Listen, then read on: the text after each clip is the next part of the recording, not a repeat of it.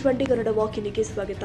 4 ವರ್ಷಗಳ ಸ್ನೇಹವನ್ನ ದುರುಪಯೋಗಪಡಿಸಿಕೊಂಡು ಹಣ ಡಬಲ್ ಮಾಡೋ ಆಮಿಷವೊಡ್ಡಿ ಬರೋಬ್ಬರಿ 86 ಲಕ್ಷ ರೂಪಾಯಿ ವಂಚನೆ ಮಾಡುವ ಪ್ರಕರಣ ಬೆಳಕಿಗೆ ಬಂದಿದೆ. ಸ್ನೇಹಿತನಿಂದಲೇ ಮೋಸ ಹೋಗಿರುವ ಚಂದ್ರಶೇಖರ್ ಎಂಬುವರು ದೂರು ಕೊಟ್ಟಿದ್ದು, ಸ್ನೇಹಿತನನ್ನೇ ಯಾಮಾರಿಸಿ 86 ಲಕ್ಷ ರೂಪಾಯಿ ವಂಚನೆ ಮಾಡಿದ ಆರೋಪಿ ಹರೀಶ್ನನ್ನ ಕುಂಬಳಗೋಡು ಪೊಲೀಸರು 6 ತಿಂಗಳ ಬಳಿಕ ಬಂಧಿಸಿದ್ದಾರೆ.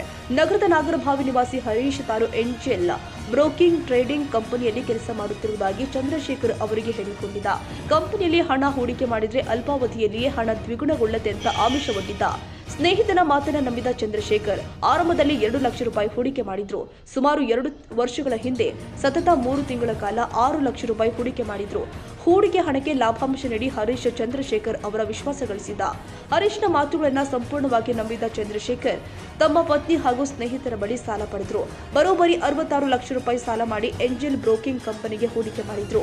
ದೂರುದಾರ ಚಂದ್ರಶೇಖರ್ ಅವರು RTGS ಮೂಲಕ 35 ಲಕ್ಷ ರೂಪಾಯಿ ಬ್ಯಾಂಕ್ ವರ್ಗಾವಣೆ, ಫೋನ್ ಪೇ ಮತ್ತು ಗೂಗಲ್ ಪೇ ಮೂಲಕ 31 ಲಕ್ಷ ರೂಪಾಯಿ ವರ್ಗಾಯಿಸಿದ್ರು. ಅಲ್ಲದೆ ಕೆಂಗೇರಿ ಸಮೀಪದ ಅಂಚಿಪಾಳ್ಯದ ಶ್ರೀನಿಧಿ ಹೋಟೆಲ್ನಲ್ಲಿ ನಗದು ರೂಪದಲ್ಲಿ 20 ಲಕ್ಷ ರೂಪಾಯಿ ನೀಡಿದ್ರು. ಜೂನ್ 2024ರ ವೇಳೆಗೆ ಹಂತ ಹಂತವಾಗಿ ಒಟ್ಟು 86 ಲಕ್ಷ ರೂಪಾಯಿ ಹಣವನ್ನ ಹರೀಶ್ಗೆ ಕೊಟ್ಟಿದ್ರು. ಹೂಡಿಕೆ ಮಾಡಿದ ಹಣ ಮತ್ತು ಅದರ ಲಾಭಾಂಶ ಸೇರಿ 1.15 ಕೋಟಿ ರೂಪಾಯಿ ನೀಡುವುದಾಗಿ ಹರೀಶ್ ಭರವಸೆ ಕೊಟ್ಟಿದ್ರು. ಕೆಲವು ದಿನಗಳ ನಂತರ ಹರೀಶ್ ತನ್ನ ನಿಜವನ್ನ ಬಯಲು ಮಾಡಲಾರಂಭಿಸಿದ. ಕಮಿಷನ್ ವಿಷಯದಲ್ಲಿ ಸಮಸ್ಯೆಗಳಿದ್ದು ಸ್ವಲ್ಪ ಸಮಯಾವಕಾಶ ಬೇಕು ಅಂತ ಸಬೂಬು ಹೇಳಲಾರಂಭಿಸಿದ್ದ. ಚಂದ್ರಶೇಖರ್ ಹಣ ಕೇಳಿದಾಗಲೆಲ್ಲ ಒಂದಿಲ್ಲೊಂದು ನೆಪ ಹೇಳಿ ಮುಂದೂಡ್ತಾ ಇದ್ದ. ಅಂತಿಮವಾಗಿ ಹರೀಶ್ ತನ್ನ ಮೊಬೈಲ್ ಸ್ವಿಚ್ ಆಫ್ ಮಾಡಿಕೊಂಡು ಮನೆ ಖಾಲಿ ಮಾಡಿ ಪರಾರಿಯಾಗಿದ್ದ. ಹರೀಶ್ನಿಂದ ಮೋಸ ಹೋಗಿರೋದು ಅರಿತ ಚಂದ್ರಶೇಖರ್ ತಕ್ಷಣವೇ ಕುಂಬಳಗೋಡು ಪೊಲೀಸ್ ಠಾಣೆಗೆ ದೂರು ಕೊಟ್ಟಿದ್ರು. ಪ್ರಕರಣ ದಾಖಲಿಸಿಕೊಂಡು ಪೊಲೀಸರು ಹರೀಶ್ ವಿರುದ್ಧ FIR ದಾಖಲಿಸಿದ್ರು. ನನ್ನ ಹೆಸರು ಚಂದ್ರಶೇಖರ್ ಅಂತ. ನಾನು 2022ರಲ್ಲಿ ನನಗೊಬ್ಬ ಹರೀಶ್ ವಿ ಅಂತಕ್ಕಂಥ ವ್ಯಕ್ತಿ ಪರಿಚಯ ಆಗ್ತಾನೆ. ಅವನೇನು ಮಾಡ್ತಾನೆ ಅಂತಂದರೆ, ಪರಿಚಯ ಆಗಿ ಕೊನೆಗೆ ಚಂದ್ರು ಅವರೇ, ನೀವು 91ರಲ್ಲಿ ಇದ್ದೀರಿ, ನಾನು ಇದ್ದೀನಿ, ಒಂದು ಒಳ್ಳೆ ಇನ್ವೆಸ್ಟ್ಮೆಂಟ್ ಸ್ಕೀಮ್ ಇದೆ, ಅದರಲ್ಲಿ ತಾವು ಬಂಡವಾಳ ಏನಾದರೂ ಮಾಡುವಂಗಿದ್ರೆ ತಮಗೆ ಅನುಕೂಲ ಆಗುತ್ತೆ ಅಂತ ಹೇಳಿ ನನಗೆ ಒಂದು ಏಂಜಲ್ ಬ್ರೋಕಿಂಗ್ದು ಒಂದು ಇದು ಹೇಳ್ತಾನೆ. ನಾನು ಅದನ್ನು ನಂಬಿ ಅವನಿಗೇನು ಮಾಡಿದೆ, ತುಂಬ ಆತ್ಮೀಯ ಆಗಿದ್ದ. ಅವಾಗ ಅವನ ಮೇಲೆ ನಾನೇನು ಮಾಡಿದೆ, ಫಸ್ಟ್ ಸ್ಟಾರ್ಟಿಂಗಲ್ಲಿ 1,50,000ದಿಂದ ಶುರು ಮಾಡಿ 1 ಲಕ್ಷ 2 ಲಕ್ಷವರೆಗೂ ಹೋದೆ. ಆಮೇಲೆ ಅವನೇ ಹೇಳ್ದ, ಜಾಸ್ತಿ ಇನ್ವೆಸ್ಟ್ಮೆಂಟ್ ಮಾಡಿದ್ರೆ ಪ್ರಾಫಿಟ್ ಜಾಸ್ತಿ ಬರುತ್ತೆ ಅಂದ್ಬಿಟ್ಟು 2023ರಿಂದ ಶುರು ಮಾಡಿದ್ದೆ.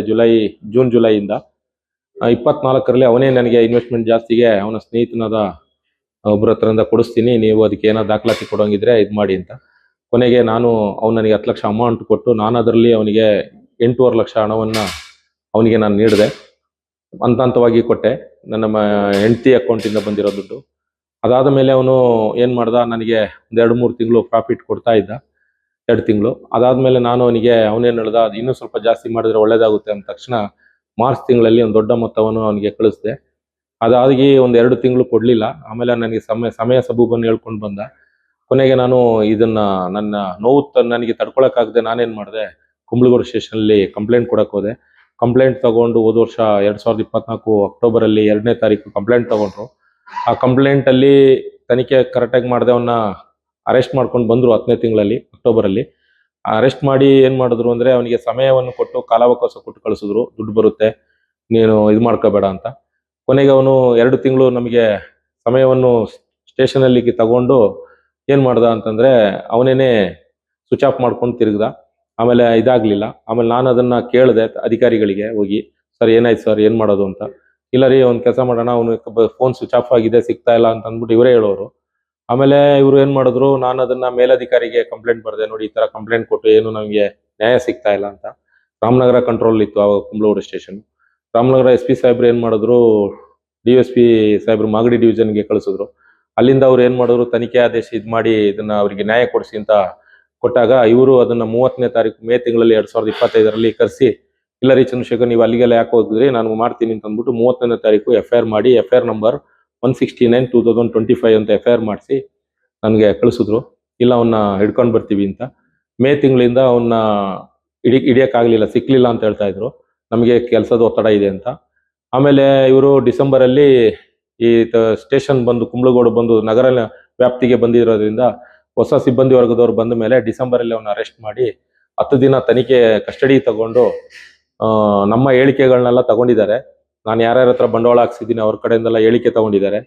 ಆಮೇಲೆ ನನ್ನ ಹೇಳಿಕೆ ಕೇಳಿದಾಗ ನಾನು ಹೇಳ್ದಂಗೆ ಹೇಳ್ಬೇಕು ಅಂತಂದ್ರು. ನಾನು ಅದನ್ನ ಹೇಳಿಕೆ ಕೊಡಲಿಲ್ಲ, ನಾನು ಪತ್ರದ ಮುಖಾಂತರ ನಿಮಗೆ ಕಳಿಸ್ತೀನಿ ಅಂತ ಹೇಳ್ಬಿಟ್ಟು ಬಂದಿದ್ದೀನಿ.